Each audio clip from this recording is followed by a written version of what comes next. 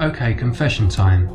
I love horror movies, especially 80s horror movies. From the video nasty craze that swept through Margaret Thatcher's Britain, to the quintessential classics such as A Nightmare on Elm Street, Friday the 13th and Child's Play, right through to the cult classics such as Puppet Master and The Thing. Slayaway Camp is an attempt to pay homage to some of these great movies, but is it going to break records at the box office or release straight to video?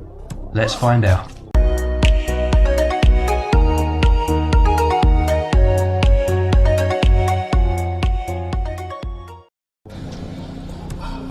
The game is a collection of puzzle-based scenarios. You play as the killer and must dispatch all of the victims on screen and get to the exit to move on. What is clever is how this game is presented. A set of 10 to 15 of these scenarios make up one chapter or segment, but in this case each of these chapters is presented as its own movie.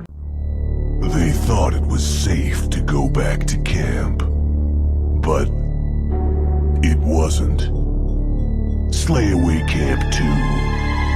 Return to Slayaway Camp. You will get a trailer at the start, complete with intense narration, and the level select screen even displays each chapter as if it were a VHS tape on a rental store shelf. Having spent many an evening in Blockbuster Video or Hollywood Nights as a kid, drawn to the VHS cover of Hellraiser or mesmerised by the poster to A Nightmare on Elm Street 3, this was a welcomed nostalgia trip. If you are also a horror film fan, you will get a serious kick out of noticing all of the in-game references to well-known movies in the genre.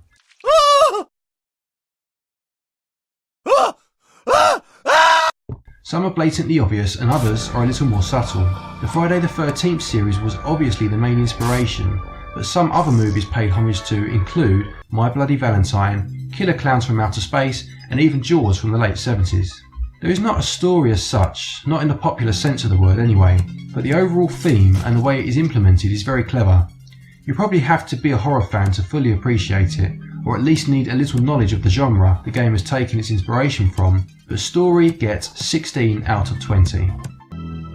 The gameplay itself takes place on an isometric plane. When you move your character in a certain direction, they will continue to move in that direction until they hit something.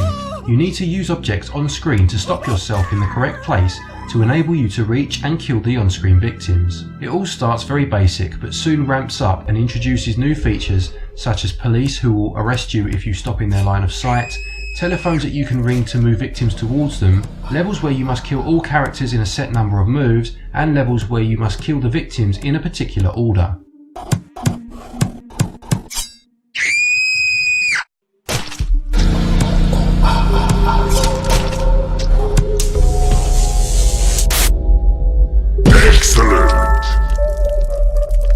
It's very reminiscent of Hitman Go in a lot of ways, for any of you that played that game on the PS4 or the PS Vita, although the victims do not move after each of your moves as they did in that game. By pressing the Y button, the camera will pan up to give you a bird's eye view of the playing field, which makes it easier to see everything clearly and is very useful when planning your moves out. You can also undo your last move with a press of the L button. Touchscreen controls are available, although I found it much easier to just use the D-pad to move. Some of the puzzles will have you stumped for ages, and you will swear blind that the developers must have forgotten to program the actual solution for this scenario.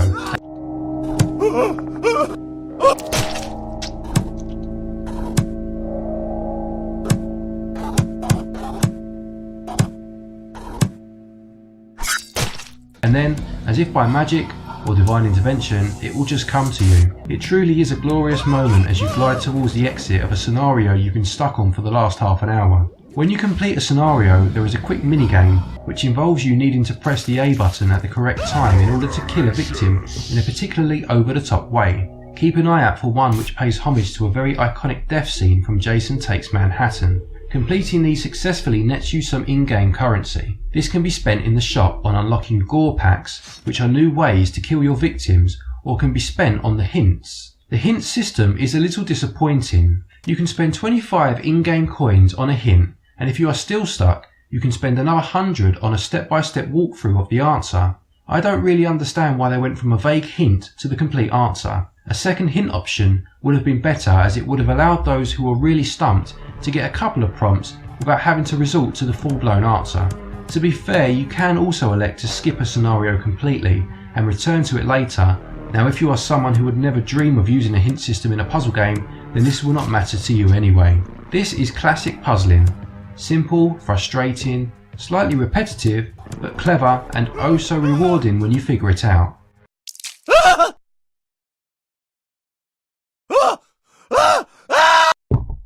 Gameplay and controls get 18 out of 20. The graphics are displayed using the Minecraft style, with blocky, chunky characters and objects in an isometric environment.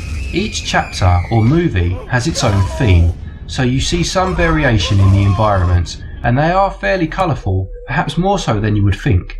The game is very gory, albeit that it is handled in quite a comical way, and you have the option to choose a more PG version of the game with no blood, or the R-rated version with over-the-top kills and blood aplenty. Murderlicious! I did not try the PG version, but it is there if you are not much of a gorehound. Menus all have an 80s vibe, as if they belong on an Amstrad computer, and I absolutely loved the aforementioned video store level select system, complete with mock-up VHS covers. I'm not a huge fan of the voxel style of graphics, but it works quite well and fits with the comical violence. Graphics gets 14 out of 20. Music in Slayaway Camp is suitably eerie. It has that ominous sound to it that you would expect in a game with this subject material.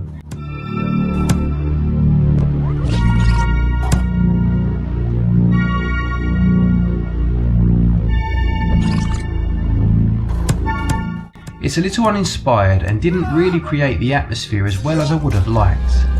That being said, I almost wanted to give it the full 20 marks just for including a nod to the from the Friday the 13th series.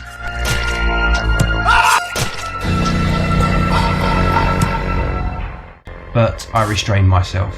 There is also a particular song that plays during one of the bonus chapters that sounds quite like something a band like Dokken would have come out with, and again I'm sure that was put in there with a nod to this particular band's contribution to the Nightmare on Elm Street 3 soundtrack.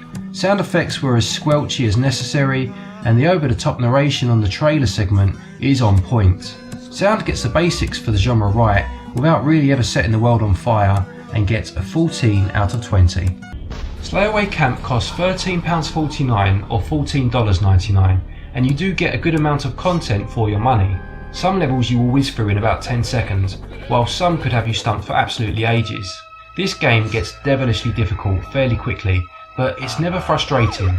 The options to receive a fairly vague hint, get the answer, or just skip a level momentarily means that you can play the game to your own tastes to prevent frustration from setting in.